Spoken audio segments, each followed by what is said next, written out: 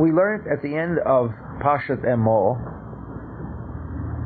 that a son of a woman Israelite, and he was the son of the Mitzri, the Egyptian, who raped this Jewish woman, and he went out and he quarreled, Vayinatsu. Now we know what Vayinatsu means. We know what that means. It means the origin of Nazism, which says the elimination of everybody but me. That is what Nazism represents.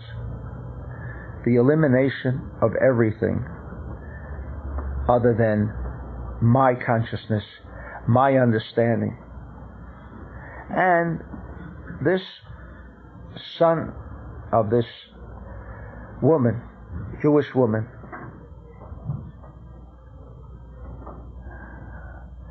made battle, but it's more than that, as we shall shortly. Ben ha-Yisraelit ve'ish ha-Yisraeli. When the husband of the woman who was raped by the Egyptian, when the husband found out about it, he went ahead, divorced his wife, and married another woman, and this marriage brought about a son. And therefore, when it says Ish HaYisraeli, he's talking about that aspect, the son of that man who left his wife. Now, what did he do? Vayikra ben Aisha HaYisraelit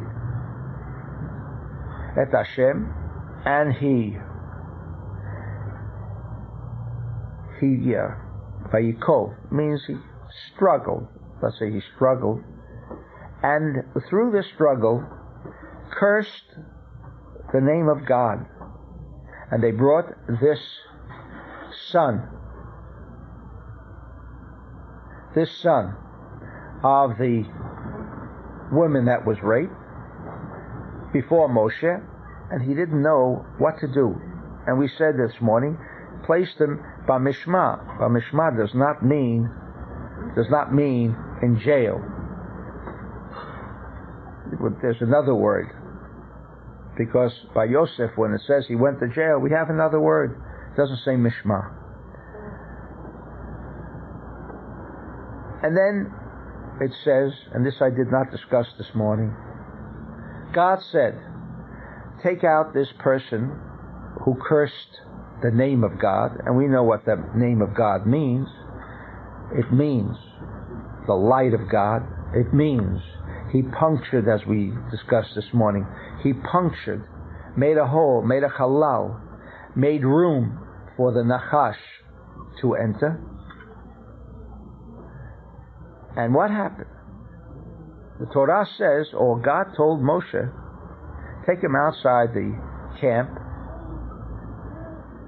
and all those who heard, just heard him cursing the name of God, would have to participate in the removal. Of this negative energy that this son created, because they heard. So what if they heard? Did they agree? No, they didn't agree.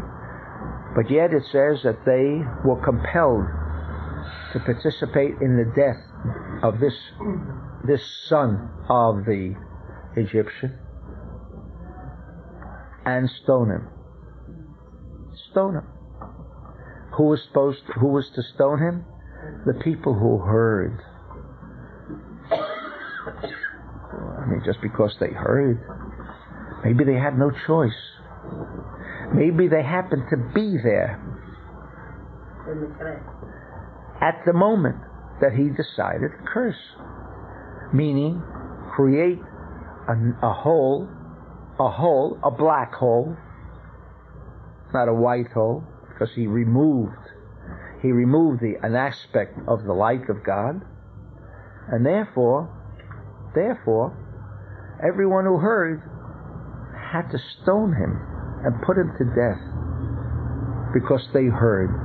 What is so significant about hearing? Hearing. From this we learn, and we did not discuss this morning, that we are very prone to hear things. And while we may not agree with what we hear, in fact, we may become even adamant. The fact that we hear, we permit ourselves to hear, we have become a part of that action, just by listening. Just by listening. Not even seeing, but even just by hearing. If you turned around and you didn't pay attention with your eye, these people, so as to avoid the black hole, I'd like to call it that, or that area where now the desire to receive has taken over. The desire to receive has taken over. The fact that we connect by listening, we will remain forever. We will remain forever with that negative energy intelligence. And we will have nobody else to blame when we hear things and say, but I never did. I never heard people. I never heard people. If I never heard people, why? Why am I responsible for what's happening in my life?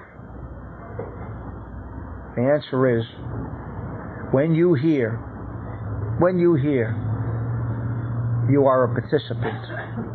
Because you must ask yourself, how come I was there at the time that this took place? Why was I there? Now, if you do not ask that question, why was I there? Then you have no chance to remove that negative energy intelligence, unless you go ahead and kill the person, which we are not permitted to. But if we could ask of ourselves that we are not perfect, and we want the assistance of the light, and the light will not assist anybody who has the eye and even the hearing. I'm going to be finished in a few minutes. We'll call them back. No, let it be on and let it be here, and they'll listen. What? I'm giving. I just giving a speech to you here. Okay. All right. We'll be finished in just a few moments.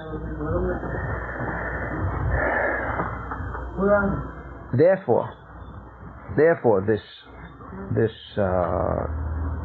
condition and this storytelling, which seems very revolting to all of us because of the mere fact that we heard, let us understand that if you're not prepared to ask of yourselves, why am I in the condition and position that I am, then there's no hope. There's no hope, because the Torah says you were there, you were destined to be there, and therefore you have to face the same consequence. You have to eliminate that kind of negative energy intelligence.